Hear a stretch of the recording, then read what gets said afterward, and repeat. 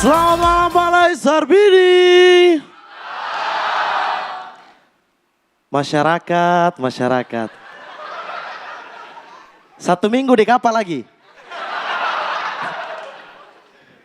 Teman-teman, minggu lalu saya berbicara soal transportasi laut. Kami jago. Tapi soal transportasi udara, aduh mohon maaf. Fak-fak itu aneh teman-teman. Pesawat yang masuk ke sana itu kecil. Yang pakai baling-baling itu. Untung baling-baling besi ya, kalau baling-baling bambu ya Doraemon. Itu isinya cuma 24 penumpang.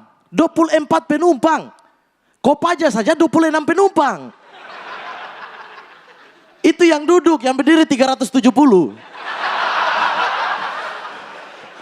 Yang di atap Kopaja 10 orang main futsal. Dan sudah begitu apa teman-teman? Landasan udara, bandara di Fak-Fak. Itu panjangnya cuma 200 meter. Standar internasional untuk pesawat yang ukurannya kecil itu 800 meter. 800 meter begini, bandara Fak-Fak cuma segini. Sudah begitu di ujung ada jurang. Ini kan pesawat biasa kalau mendarat itu kan kencang kan? Kencang. Ini 200 meter kencang berarti di bawah langsung malaikat pencabut nyawa sudah siap. Makanya minimal pilot-pilot di sana itu kalau mau mendarat di Fak-Fak sudah rem dari bandara sebelumnya.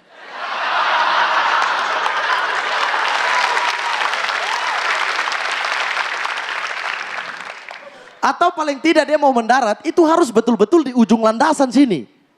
Di ujung landasan. Seringkali di Fak-Fak itu pesawat terbang pas mau mendarat itu di tengah. Dia turun di tengah sampai di ujung dia naik lagi. Pilot tidak putus asa, tetap coba. Turun di tengah sampai ke ujung terbang lagi. Mendarat di Jayapura. Diangkut pakai kapal baru bawa ke Fak-Fak.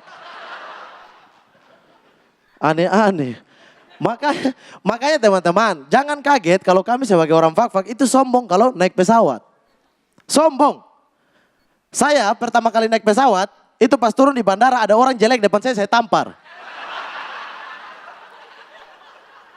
Weh bro, kenapa pukul saya? Naik pesawat bro.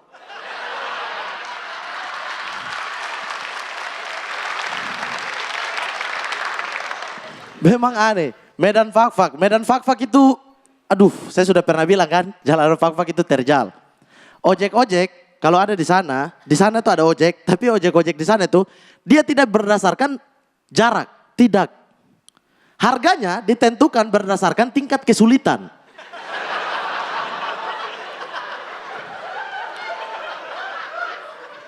Pace, OJK, kemana? Fak-Fak Utara. Fak-Fak Utara. 3 tanjakan. 2 penangkaran buaya. 1 segitiga Bermuda. Segini berani Pace? Astaga. Kok harga motor berapa? 5 juta. Terus ini kenapa kok antar saya harganya 7 juta. Mending saya beli kopo motor, saya pergi sendiri. Iya. Makanya tuh saya takut teman-teman kalau saya lulus kuliah, terus saya harus pulang ke Fak-Fak. Karena Fak-Fak itu luas, medannya kayak begitu, jarak antar desa jauh-jauh. Jauh-jauh berhari-hari karena medannya. Bukan karena tidak ada transportasi, medannya. Saya kalau jadi dokter gigi di sana, ditelepon di desa sebelah, suruh harus pergi. Bersihkan karang gigi orang, saya sampai di sana karang gigi sudah berubah jadi karang taruna. Sekian saya Mamat, terima kasih banyak. Tepuk tangan buat Mamat Al-Khatiri. Luar biasa. Mamat Al-Khatiri. Karang taruna. Karang gigi Berubah jadi ya, karang Bos? taruna ya. Ada yang main gaple. Di dalam mulut. Bisa.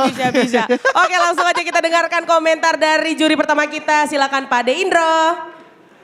Yo, Mamat, di depan terus terang aja rada deg-degan juga gue. Karena ya itulah, nggak apa ya. Saya jadi berpikir jangan-jangan cuma juri aja yang bukan pengen membesar-besarkan 5 besar ini kayak gitu ya. Tapi di awal jujur aja memang kurang. Kamu baru mulai masuk itu di 1/4 terakhir, seperempat pertama jadi 3/4 kamu baru mulai stamina kamu bagus di situ. Yang saya salut dari kamu adalah bagaimana kemudian kamu bawa kita semua ke Fak-Fak gitu loh. Hanya dengan cerita itu aja kita akhirnya bisa tahu gitu, ya Allah, ojek 7 juta, ya Allah.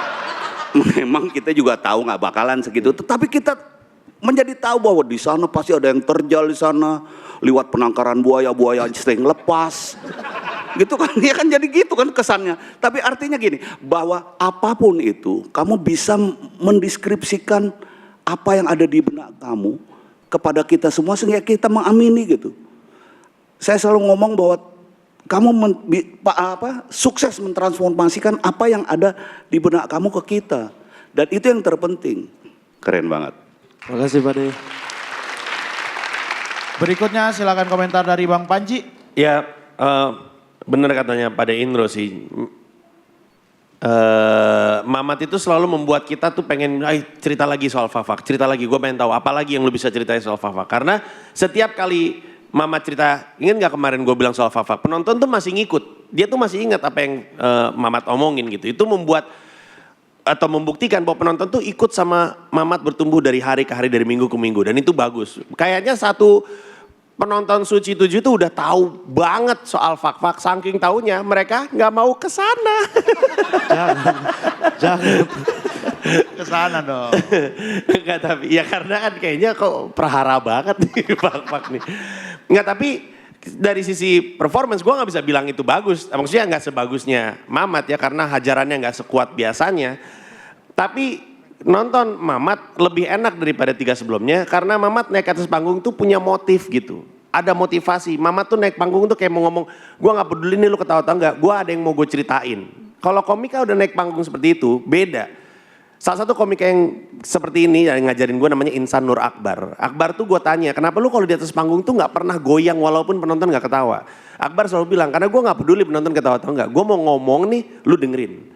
Nah kalau komika naik ke atas panggung udah punya motif sesuatu selain dapat ketawa, dia nggak gentar sama ketawa penonton. Gue pengen lu denger. Dan ketika itu terjadi, orang lupa kita lagi nonton stand up, kayak lagi nonton orang bertutur. Dan ketika itu terjadi, itulah keajaiban stand up. Orang lupa bahwa ini lagi ngelawak.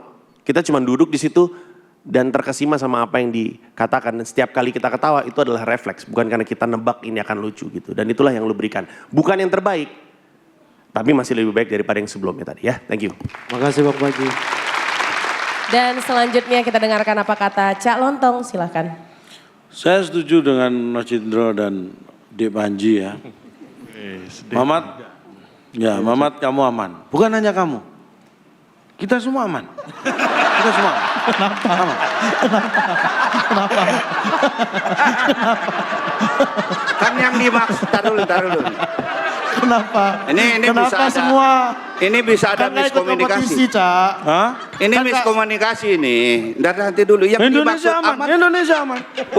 Dari apa? Bukan itunya, Cak. Itu kan maksudnya dia yang aman. Maksudnya tuh Kan ketika kita dalam menilai. penjurian disebut aman atau enggak tuh aman atau enggak untuk melanjut gitu loh. Yang saya ingin katakan adalah, ya ini tadi, kamu membawa sesuatu yang kita ingin tahu. Ketika orang ingin tahu, itu cenderung memberikan perhatian lebih besar. Ketika sesuatu mendapat perhatian lebih besar, artinya dia bisa mendapatkan nilai lebih baik dan poin lebih banyak. Itu intinya. Dan mudah-mudahan kamu bisa mengemudikan dengan baik sampai nanti ke partai yang terakhir yang kamu harapkan. Amin. Very good job. Makasih Cak.